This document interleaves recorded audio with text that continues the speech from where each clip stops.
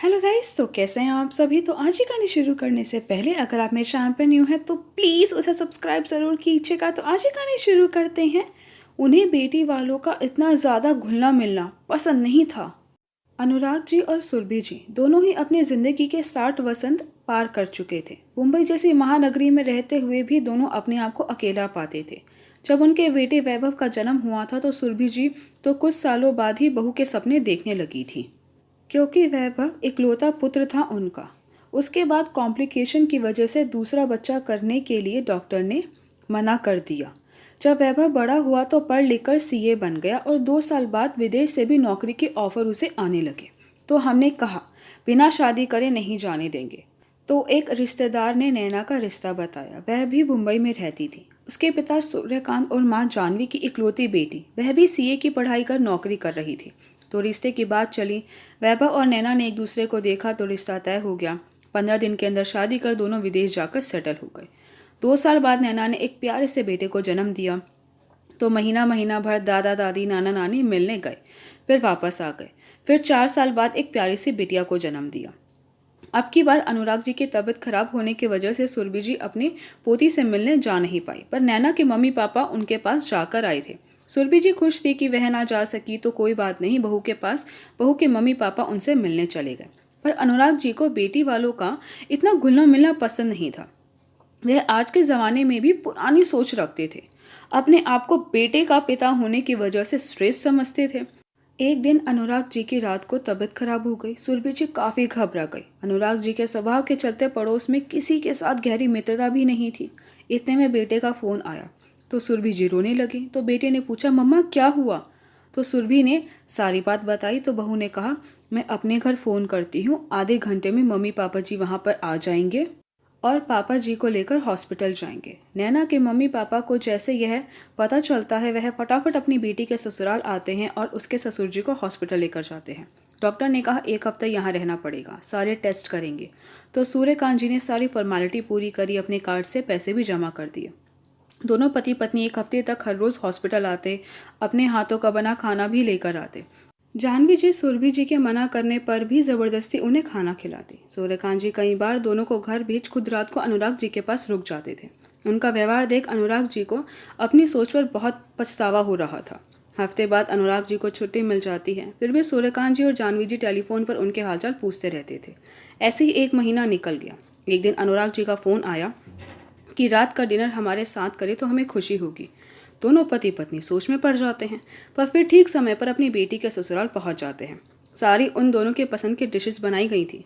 सब डिनर करते हैं।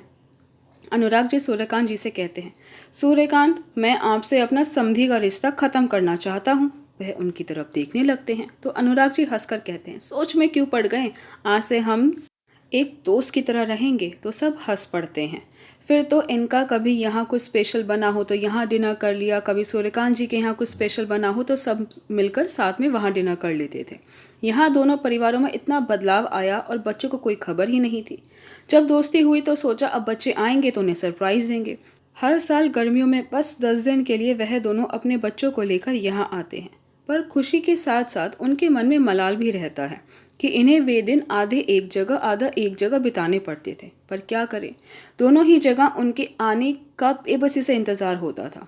इस बार भी वैभव और नैना ने तय किया था, पहले अनुराग पापा जी और मम्मी पापा जी के साथ 5 दिन रहेंगे, फिर सूर्यकांत पापा जी और मम्मी पापा जी के साथ। वह घर आए, डोरबेल बजाई तो नौकर ने दरवाज़ा खोल दिया।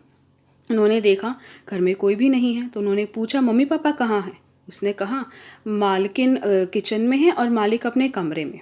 इतने में दोनों को बड़ी जानी पहचानी खुशबू आई। दोनों रसोई की तरफ गए, देखा दोनों मम्मी खाना बना रही हैं। तो बच्चों ने पूछा, अरे आप दोनों एक साथ।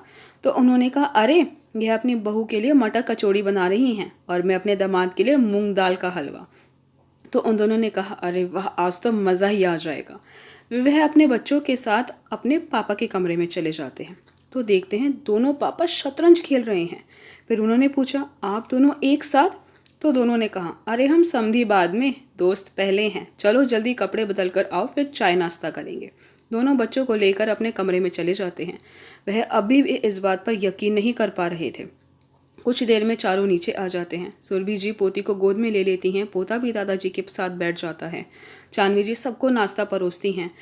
फिर चारों मिलकर वैभव और नैना को कहते हैं, तुम्हारे लिए एक सरप्राइज़ है। तो दोनों उनकी तरफ देखते हैं तो दोनों के माता पिता मिलकर कहते हैं, जितनी तुम्हारी छुट्टियां हैं उतने दिन हम सब एक साथ रहेंगे ताकि हमें एक दूसरे के साथ के लिए तरसना ना पड़े। नैना तो खुशी के मारे रोने ही लग जाती है।